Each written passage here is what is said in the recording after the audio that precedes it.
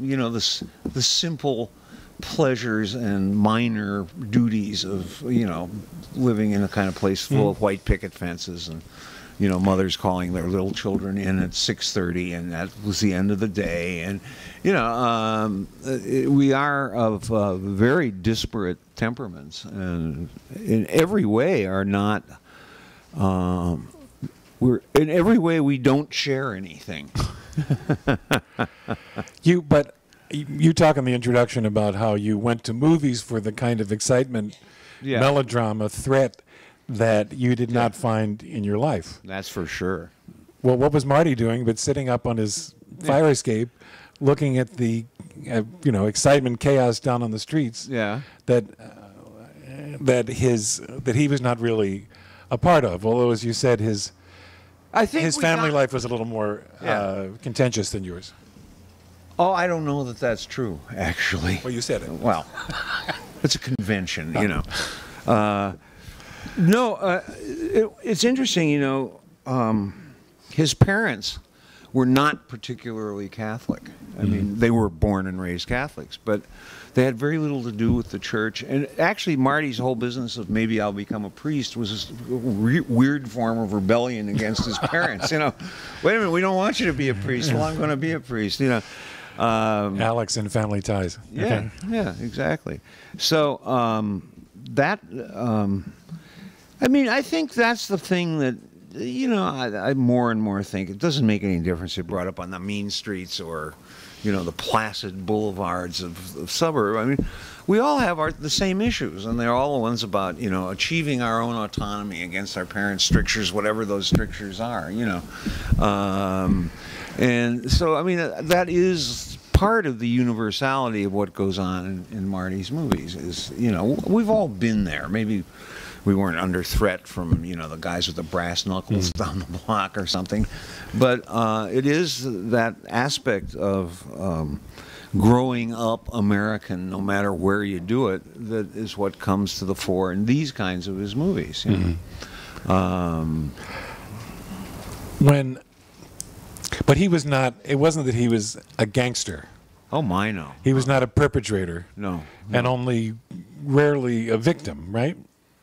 He was an observer. He was an observer. I don't think anybody ever actually beat him up or, you know, said, "Get out of here, kid, or we're going to, you know, give you a concussion," or what have you. I mean, he just, you know, so you proved my point that you were both observing violence at one remove, you on the screen and he down on the street. But it is interesting to me. I mean, he's about 10 years younger than I am, so a little bit our movie going overlapped. But I think it's sort of hard to tell what, aside from the real ritualistic aspects of going to a movie, the big screen and the way it dominates you in your chair as you're sitting there watching it. I think we were looking for the same thing in movies. I mean, you know, he might be living in a more violent environment, but he was still drawn, you know, to this kind of melodrama that I was drawn to in a different environment. You know, I guess it's a way of saying, well, one thing movies do, in a certain sense, is organize violence, you know, so that it's comprehensible, it comes to some kind of conclusion that maybe isn't as bad as it starts out to be or promises to be. And I think, you know, all kids, I think, live in chaos, is a way of putting it, you know, because you don't know how to behave or what to do or how to respond. And movies, to some degree, suggest ways that you can organize your response to, you know, the mysteries of, the existential mysteries of life. Yeah. And I would guess that the kinds of movies, genres, if you will, that he liked were not necessarily the ones you liked. I can't imagine that comedy. He loved westerns. I can't imagine that comedy played an important. In him? Was important to him, and I bet it was crucial to you. Do you know, I think, looking at the book, I don't think, I may be wrong, but we never discussed, let's say, Preston Sturges or that kind of filmmaking. You know, I mean, it's the one tragic flaw of the book. Yeah, right. Yeah, I don't think he paid any attention to that. And then, you know, for example, Douglas Sirk. He had first disliked Douglas Sirk.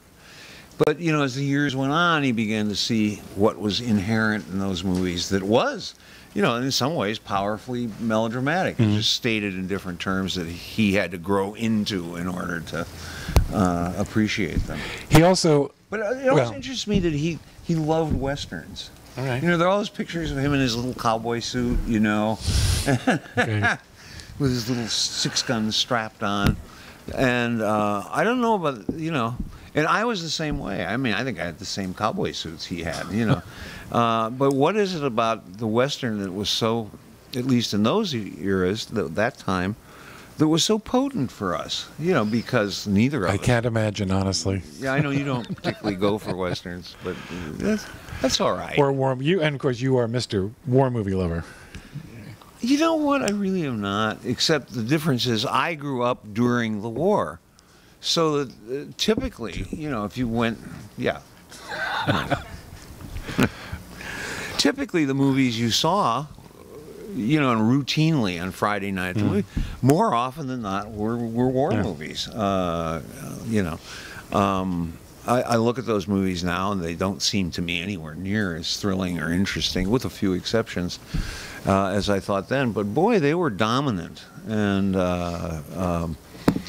in fact, it's something I think about a lot, about, you know, the way movies affected the way we thought about the wartime world we were living in. And, you know, the sort of simple, primitive, heroism, self-sacrifice, all those values that were, you know, promulgated in these war movies. And Marty got to skip that. I mean, you know. Sure, because there were plenty of war movies in the 50s. Yeah. But they were, to make it sound too simple, anti-war movies. Certainly they were questioning, if not the meaning of war, what it did to the men there and when they returned. Oh, totally. Yeah, totally. Film noir. Uh-huh. I mean, movies like Aldridge's Attack, so forth. Yeah, yeah. But, so he was so if he was interested in war movies, they were most likely, and even at they were expendable. Yeah, I don't know, but I mean, love They Were Expendable. But I'm saying I think that's a movie that actually holds up. No, but I'm saying that was the beginning of, you know, more nuanced Pride of the Marines films. In fact, wouldn't you say films in the last year of the war were already spending a little more time on soldiers who were wounded one way or another? Yeah, I mean, picture like Bill Wellman's The Story of G.I. Joe. I mean, it actually ends, you know, the guy you've been rooting for all the time is carted off on a mule. He's dead. You know, several guys in the platoon are gone. And it takes the sort of weary view of, you know, it's a nasty job. Somebody has to do it. There will be sacrifices, but it's very muted. It's certainly not a triumphal conclusion to that movie. And that movie. It was, I think, released just, you know, months after the war, but it had been made. The intention was that it was going to be a war movie. Right.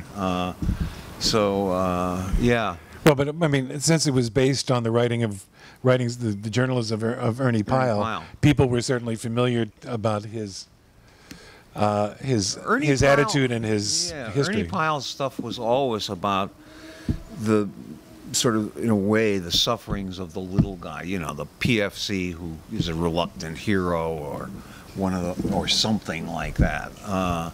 And Bill Wellman, you know, loved Ernie Pyle. I mean, he came to his house, he played with his children, you know, and he went off to the Pacific and was killed by a sniper, you know, weeks or months thereafter.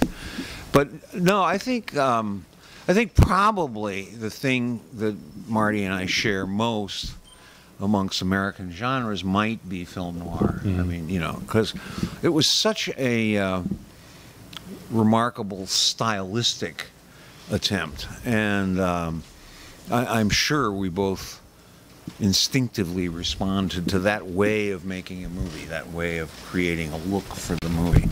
And so I think, you know, well, I mean, I do think that reaching across the disparate aspects of our upbringing and so forth, I do feel that you know, those movies for the most part, you know, they had this uncanny capacity of speaking to some, you know, little suburban Middle Western boy or similar. And then by that time, it was all getting mushed together on television, you know, because those movies of the 30s and the 40s were now appearing on TV in the 50s, you know, so. There's one, I won't put words in your mouth, but Okay. one of the things, but I'll Go ahead. let them come out of mine. Yeah. And that is that probably the biggest difference in what Scorsese was looking for in movies and what I was looking for, Which would be? women. Oh, yeah. He wasn't. 4 hours. 4 hours is a documentary about Italian films between 1945 and 1960, or 1942 and 1960, and you would barely know that Sophia Loren, Gina Lollobrigida, Alida Valli, Silvana Mangano exist, except as shadows in the films of his favorite directors. Further, and you tell me if there is a moment of heterosexual eroticism in any of his movies. Heterosexual eroticism in the movies of Martin As opposed to It's like, you know. male, as opposed to guy, the intensity of a guy relationship. No, you're right. You're right. I mean, it's hard to think of a Kathy Moriarty. No. No, not really. The Marty came up, as we said, between loving every kind of movie, and but loving every kind of movie around the world, from all True. periods. True. The generation that came after him by just a few years, Spielberg and Lucas, loved every kind of American movie, or most kinds of American movies. Yeah, that's true. And yet the one thing if there's a break in movies in the mid '70s, it's from the directors who were edging toward a kind of adult eroticism. I mean, you reviewed all these movies in Life and Time. Yeah. And then Jaws, Star Wars, boom.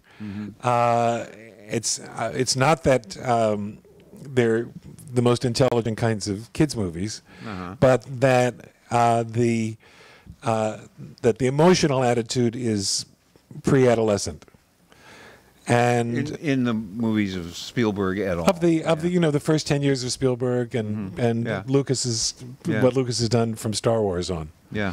And Marty was in a way part of that. They're all about men fighting. You know, I mean, Marty moved out there. He was doing some editing and so forth, and they were all pals, and they were all. And interestingly enough, one of the values they shared was film preservation. You know, I mean, all the pictures. A great thing. Were turning orange, and and they still share that, and they still work hard on film preservation and all that. I mean, there are anti-Scorseseans who say, "Well, that's the good thing he's done." I think it's I think it's and I can't answer the question: how come Marty has never done some kind of an erotically charged movie? It could be violent as hell, but the topic might. Well, including, and this will make you squirm-ish, the movie that is most forthrightly about the supposedly erotic combustion between a couple, between two parts of a couple, New York, New York. Yeah, and that didn't work. But it's not. One reason it didn't work is that he couldn't strike sparks. I mean, my guess is these part of the problem was a part of the problem, right? Part of the problem was the erotic tension on the set was not heading toward Bobby De Niro; it was somewhere else. Would you agree that there's Would you agree that there's an